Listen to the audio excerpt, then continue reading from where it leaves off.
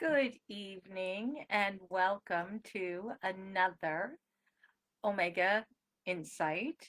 Tonight's topic is forgiveness. Now, forgiveness is a very big topic. You can go anywhere on the internet, and you'll definitely find different um, um, topics on the idea. I'm sorry, different. I just lost my video. Oh no. There we go.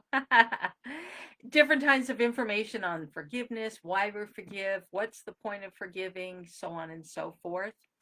When I think about forgiveness, I think about the idea of to give. And of course, in Omega 2, we talk about this a little bit more, the idea of giving to give someone forgiveness. If you think of the Greek terminology, for is to. So essentially, it's to give. But I wanted to talk a little bit today about the concept of what happens when we forgive and why we should forgive. So there's three types of forgiveness. Naturally, we forgive ourselves, we can forgive another person, or we can forgive a group. Now, how does that work? Well, easily. I mean, sometimes it's not easy, but what does it mean by that? Well, forgiving myself, we all understand that. I forgive myself for not getting up to work out this morning. But we have to be careful about this because when I give myself forgiveness for doing not doing something or doing something, kind of let myself off the hook and then I don't follow through the next time because I could just forgive myself. So it really doesn't apply for easy things like that. It's more when we do something that's harmful to me or harmful to another individual or to a group. This is why 12-step programs work really well, or counseling works really well when we go to counseling and talk about some of the issues we have and the things that we've done to ourselves. Addictions can cause a big play on this, um, or people who've had tempers that have been out of control, or emotional disturbances and they attack other people when they didn't really mean to, when we fly off the handle. So, those are reasons for forgiving ourselves.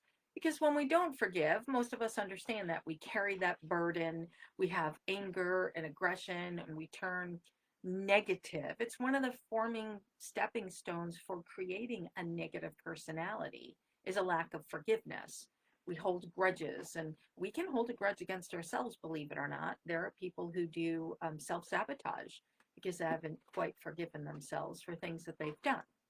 The second type of forgiveness, naturally, is forgive another person.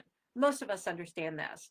I grew up in the day and age when, you shake hands and say you're sorry. I never really understood that because you shake hands and so what? As soon as you walk away, they're back at it again. So perhaps maybe I didn't do it correctly. But when we come to forgive another individual, it's to create the peace between whether it's friends, siblings, neighbors, spouses, family members. So when we forgive another individual, here's the thing that we must remember: I'm releasing this person from the harm that I perceive them creating. So I'll pause here for a second and think about the definition of forgiveness. Many of you know me. I love the dictionary, so I love going to the dictionary. So I pulled up the definition of forgiveness. It means to grant a pardon for remission of an offense. So if somebody offends me, I've pardoned you. I absolve it, I cancel it, remit it, like you can remit and cancel out a debt. But the best one is to cease to feel resentment against. And that's what it really comes down to. Because when I'm feeling resentment against another individual, there's ill feeling, negative energy between the two of us. And this can spiral out of control if perhaps I have an individual in my life and I haven't forgiven them or they haven't forgiven me. Whenever we see each other, we like it comes back up. And, unfortunately for family members, sometimes this is what causes feuds amongst the family. They don't want to see each other. If so and so is going to be there, I'm not coming. And it really divides. It does. It divides people. That's one reason why forgiveness is important. But I want to go back to the idea of the forgiving another individual. I'm granting that person a pardon. Yes, I recognize there is an offense and I am granting you a pardon. And here's the most important thing: once I give forgiveness, you have to let that go. You can't pull it back up again and say, I love Garth Brooks has a song, Bury the Hatchet. We bury the hatchet but leave the handle sticking out.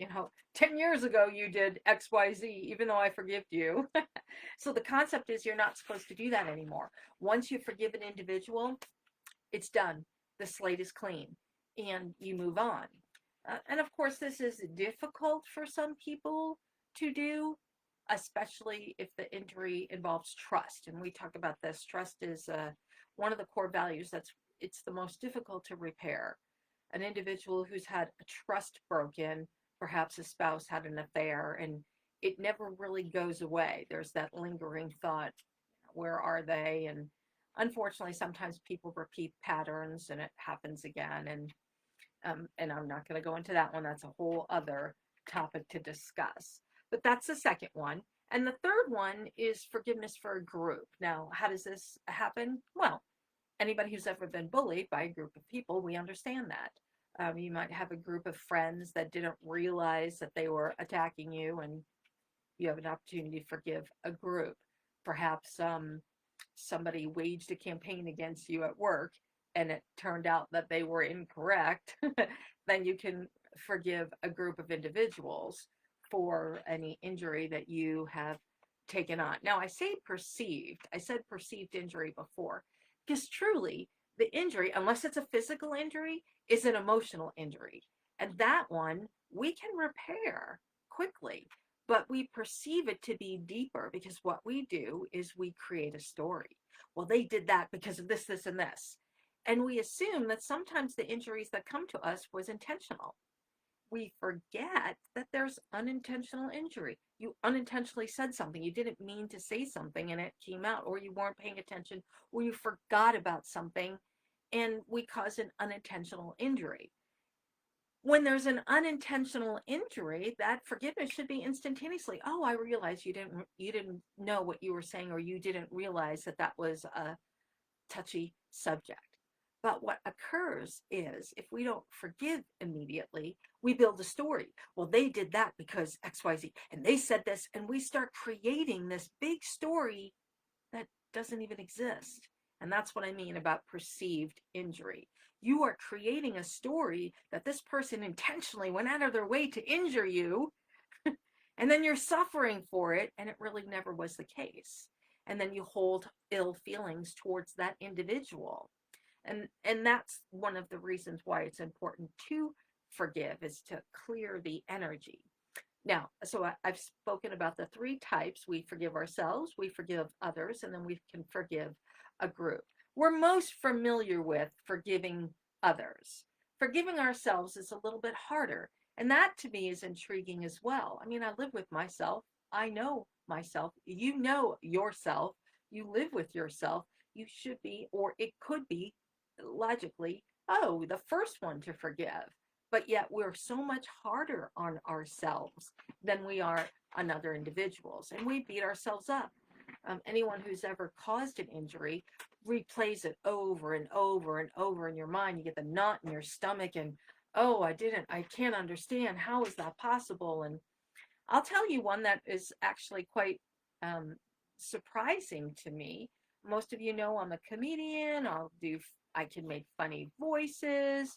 And so I was impersonating, I could do an impersonation of Gandhi. And there was this person that I was just meeting, and I said, "Oh, I'm so scared that I'm going to jump into a Gandhi because I don't want to offend anybody." And then I did. I went and I started to speak like Gandhi, not realizing that she took offense immediately. And coming from the background that I have friends who are from India. We joke around.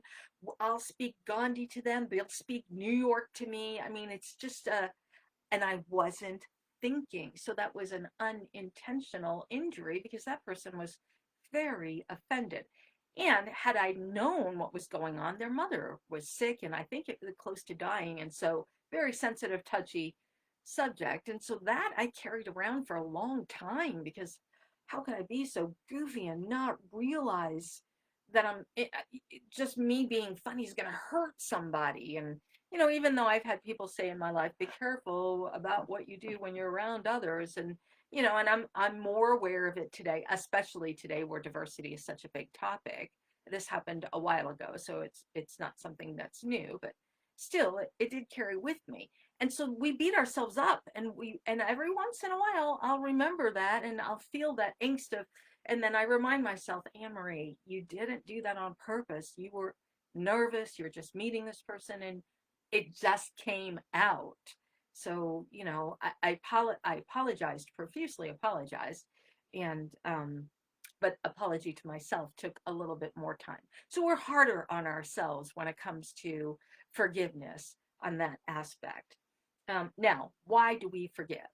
Well, number one thing, which I've already mentioned, it clears up the energy so that there's no negative um, issue between individuals. If you believe in karma, that's what adds to a karmic debt, is because we're adding injury.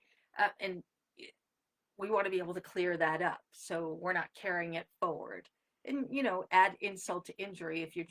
If you haven't forgiven the person and then every time you see them you're thinking negative, you're just creating more angst. And truth be told, the angst is existing in you, not them. They don't feel it. You're the one who's still, and we suffer because of it. So by forgiving another person, it cleans up the negative energy and it centers myself, and I'm not carrying that around anymore. I'm not being, well, I've already said it. I'm not like a negative cloud isn't, a dark cloud isn't around me. And it helps me alleviate the negative personality that perhaps was building. The second thing is to restore integrity and honesty. Mostly honesty. If you've ever been around someone and say, "What's wrong?" "Oh, nothing, nothing." They know it, they feel it, you know it, you feel it. But by saying nothing, you're not being honest. So the concept is it's bringing our integrity and our honesty. It clears up and cleans relationships.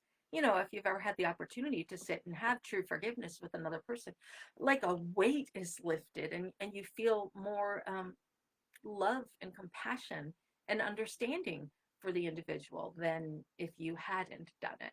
And of course, the last one is that it makes life work better and the world works better when we practice forgiveness. If we can practice forgiveness in our daily lives with others around us, it does make a contribution, positive thinking.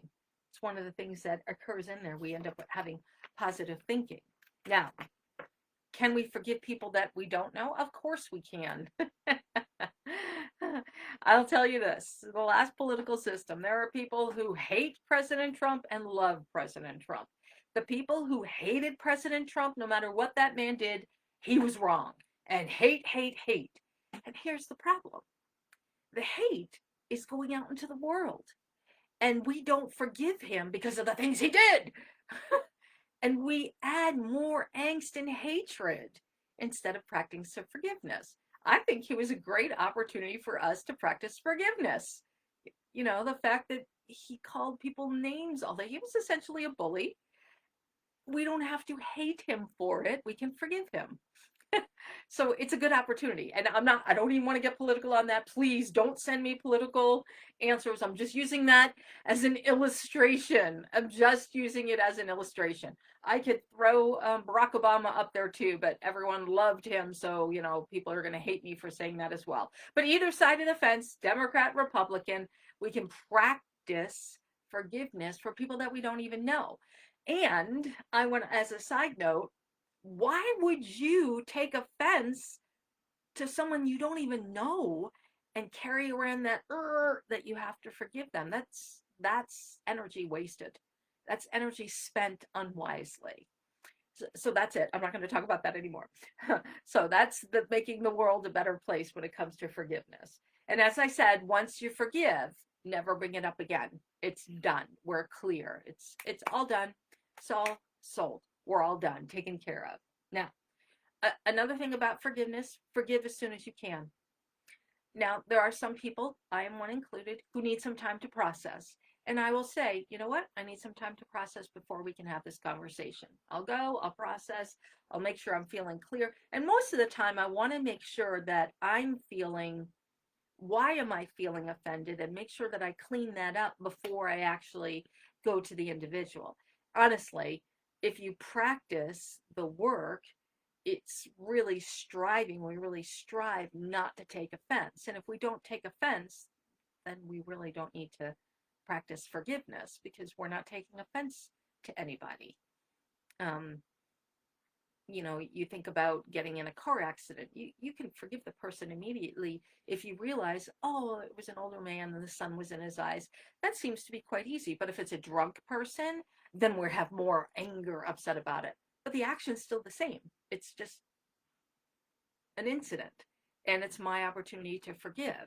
So is the person who's drunk more responsible for the accident than the old man who's got the sun in his eyes? I'm not even going to touch that question, but that's something to consider. Do we have conditions on our forgiving too? I'll forgive you if you do X, Y, and Z, or I'll forgive if the person seems to be amicable. The hardest type of forgiving is the one who doesn't seem to care. I forgive you, they don't care.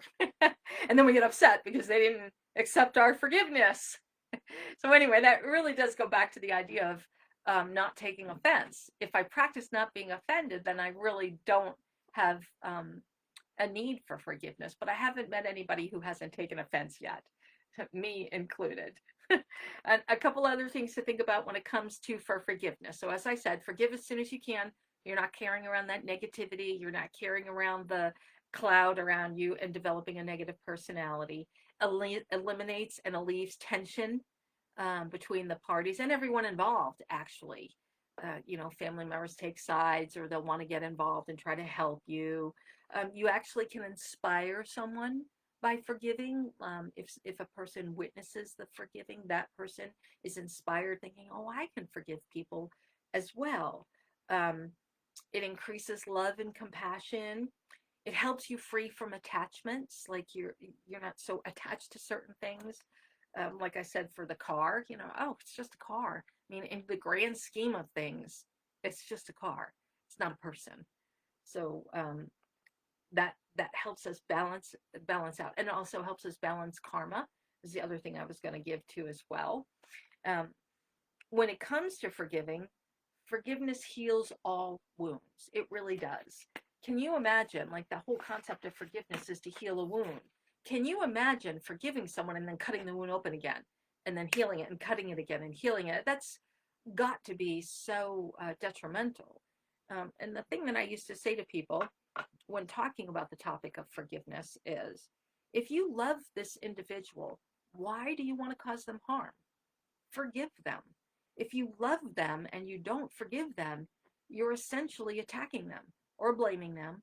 And we talked about praise and blame last weekend. And you're keeping them enslaved. And you don't want to do that. Enslavement is not a healthy relationship. So the key, again, would be to forgive, to set the other person free, and to allow them the opportunity to work through whatever it is in their life that they're working through. I know it sounds like a backwards. Well, why should I forgive them? They're the ones who hurt me. Why would I want to set them free?